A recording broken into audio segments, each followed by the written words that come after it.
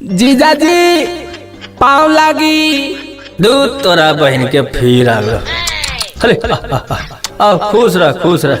जीजा जी दीदी को लेने आए हैं। तोरा धक्का लग जाओ, लेने आए हैं। जीजा जी दीदी को अपने घर ले जाने आए हैं। तो तू दीदी को घर ले जाने आया है तो हम दिल्ली से काची प्याज छिले आए हैं। ये होली में पागल हो गया है कि तू? ए जीजा जी हमको मम्मी पापा ने बोले हैं कि जाओ दीदी को घर ले आओ। तोर पापा की बोलते बेटी के अभी ले हमारे घड़ी दिल के हो रहे तीन बहन के रेडियो का हालत देवे रे दिल के हो रहे उ की बोलते बेटी के गरिया मत सुनाओ हमरा। जीजा जी ऐसे मत बोलिए, हमारा भी रेपुटेशन है। रेपुटेशन है, रेपुटेशन है ना जैसे।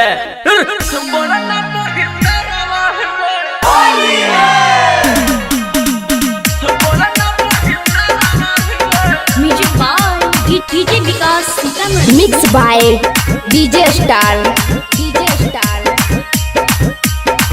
भोलेनाथ रिकॉर्डिंग स्टूडियो बानावर बिशुनगंज। हे रे होलिया में मौगी के लेके जो न छोटका सरवा रे। अरे होलिया में मौगी के लेके जो न नहीं हरवा रे। अरे के गरा में रंगवा डलवई बोलना बहिन फरवा रे। अरे के गरा में रंगवा डलवई बोलना बहिन फरवा रे। अरे होलिया में छोड़ के अलियै दिल्ली शहरवा रे। मौगी एला छोड़ के अलियै दिल्ली शहरवा रे। अरे के गरा में रंगवा डलवई बोलना बहिन फरवा रे। अरे के गरा में रंगवा डलवई बोलना बहिन दरवा रे।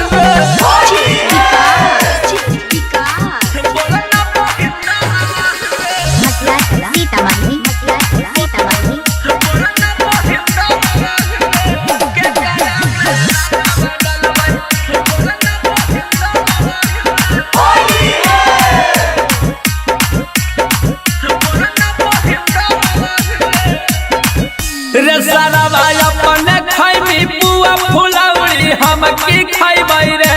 लेके जाही होली में मौगी के हम की झाल बजेबै रे। आई भोलेनाथ रिकॉर्डिंग स्टूडियो बानावर बिशुनगंज। रे सारा भाई अपने खैमी पुआ फुलौरी हम की खैबै रे। लेके जाही होली में मौगी के हम की झाल बजेबै रे। अरे मार के मथबा फारी देबो बहिन छिनरवा रे। मार के मथबा फारी देबो बहिन छिनरवा रे। अरे के गरा में रंगवा डलवई बोलना बहिन फरवा रे। अरे के गरा में रंगवा डलवई बोलना बहिन फरवा रे। बोलना बहिन फरवा रे।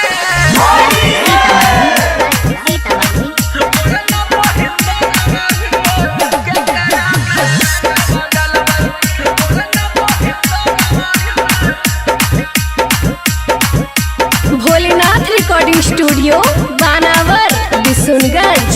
रे सारा होली में गो हमारा साप बन के छोड़ी दे डांसल रे। हमरा त शौक लगो हो ही तू हमारा मौगी से फसल रे।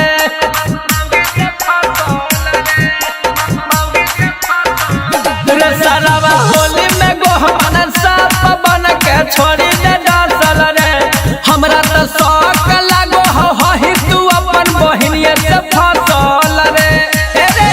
कुंदन बिहारी के भी गल न जतरवा रे। राइटर रवि के भी गल न जतरवा रे। अरे के गरा में रंगवा डलवई बोलना बहिन फरवा रे। अरे के गरा में रंगवा डलवई बोलना बहिन दरा रे।